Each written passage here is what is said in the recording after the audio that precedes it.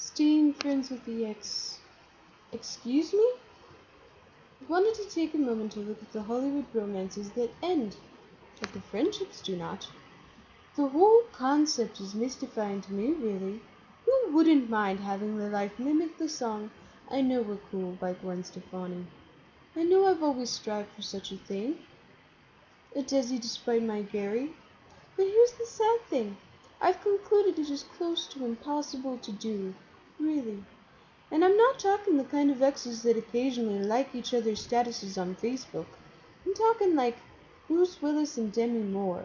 That's the dream friendship right there.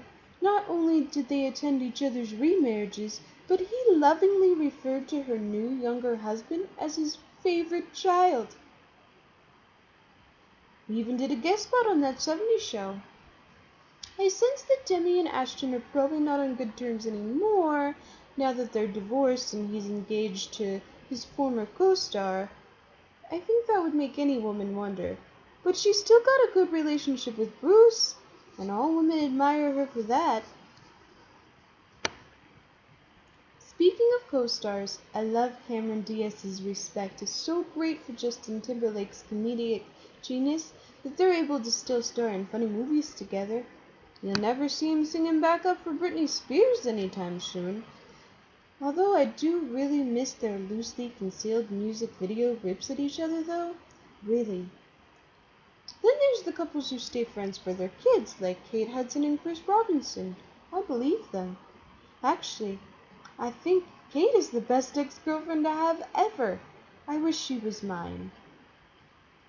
Not only is she still tight with her baby daddy, she's still on very good terms with Owen Wilson. Two very serious relationships turned besties.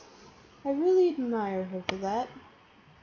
Supposedly Courtney Cox and David Arquette are still on very good terms for their daughter's sake.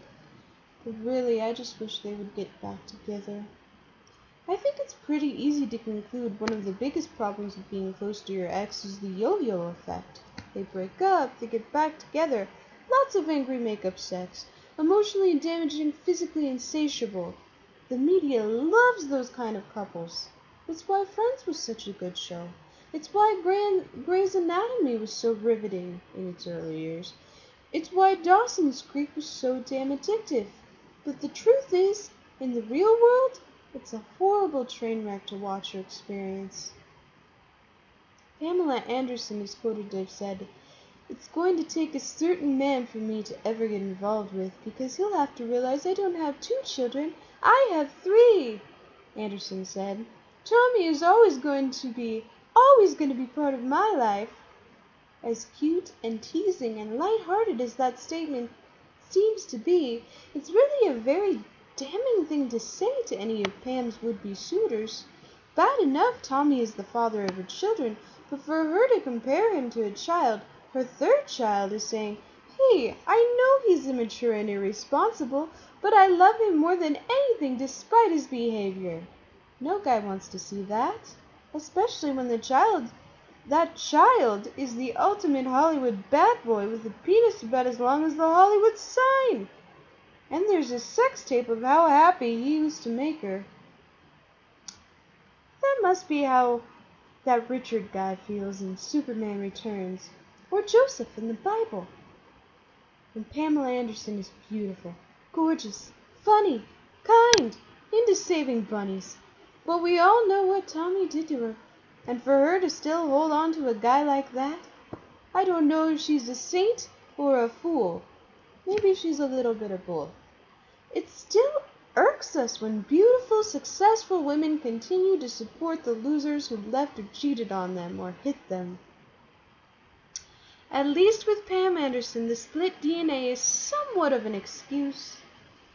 With Katy Perry, it just makes Unconditional a wonderful but sad song. I think the more ugly the breakup, the less we expect them to stay calm. So we don't blink an eye at Janet Jackson or Avril Lavigne for staying on good terms with theirs. So how to know who to keep and who to bury deep? Metaphorically speaking, of course. No famous actor wants some unknown actor playing them on Lifetime's Movie of the Week. You can be his friend if you know there's no amount of Jose Cuervo will get him anywhere near your cervix. And you really have to think on this one, because it doesn't matter if you would never jump his bones again. Chances are, if you've had sex at least 20 times, he would still have a bone to pick with you. Any new boyfriend you get, by the way, is going to notice that. He'll have he wants to do my girlfriend radar, so be wary of that. I've noticed that this doesn't always go both ways, however. I've known guys to get new girlfriends and still want their exes, and everyone seems to notice but the poor new girl.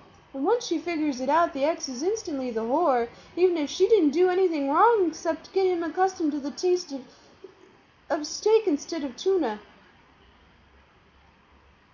It's not my fault. You get a new haircut.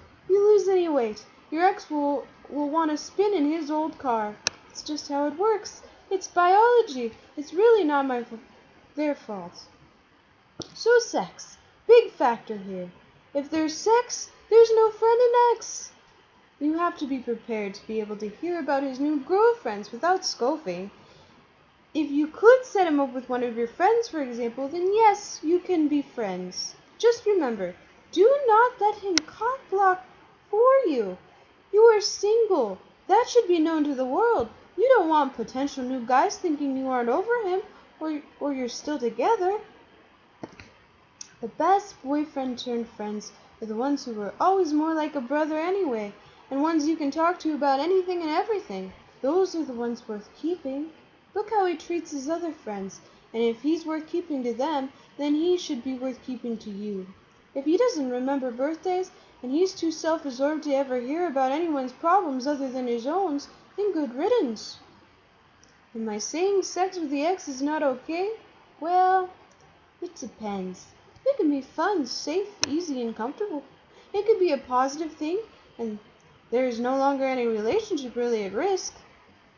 You should only resample the goods if you enjoy the taste and have a craving, but know it's not enough to satisfy you for the rest of your life. That's all you want. No bar hopping or dinner. No luncheons with his mother next Sunday. You won't regret it next week. If he told you he didn't want to do it anymore, you'd be okay. Otherwise, you might have a hot mess on your hands if one of you expects more than the other. It's okay to keep him a safe distance, like on your cell or say Facebook status if you may occasionally feel bad about the way things ended, but have reminders often enough of why you're happy you are no longer together in that way. Neither your loins or your heartstrings want to attach themselves to him anytime soon.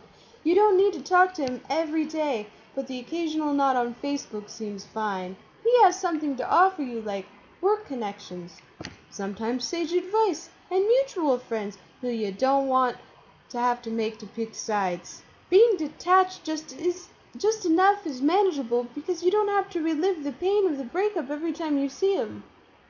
Let him go if he creates a negative emotional response in you. If, like some bad drug habit you haven't kicked, he seems to interfere with you living your life on any level, then kick him to the curb. If he makes you cry, if just the mention of his name makes you cry, if the thought of him with someone else makes you feel 3 inches tall, if the thought of him having no one makes you feel bad too. You lie about how you feel about him because all your friends think he's scum for tearing your heart out with a machete, lighting it on fire, and then dancing around it. If you have more than one friend who could act on homicidal tendencies if he makes you cry one more time, chances are you're better off without him, darling. If you break up and get back together so often, people start to wonder if your Facebook relationship status is glitchy, or you are embarrassed to change your status because you change it more often than your profile or your cover photo, you might need to walk away forever. Or else you could get stuck in this horrible yo-yoing Ross and Rachel from hell back and forth that makes Cupid and your respective circle of friends dizzy and sick and seems only to be finally done, dead and broken, by a catastrophic event like one of you dies or he sleeps with your sister. In short, be responsible for your own happiness. Remember you have a right to choose who stays in your life and who doesn't. I say this in general because it doesn't matter if you're Elizabeth Taylor or Elizabeth Smith. Everyone is entitled to be happy. One size doesn't fit all. Remember, sparkle on. This has been Hollywood, Harlow's rant on whether or not you should stay friends with your ex. Good night, darlings.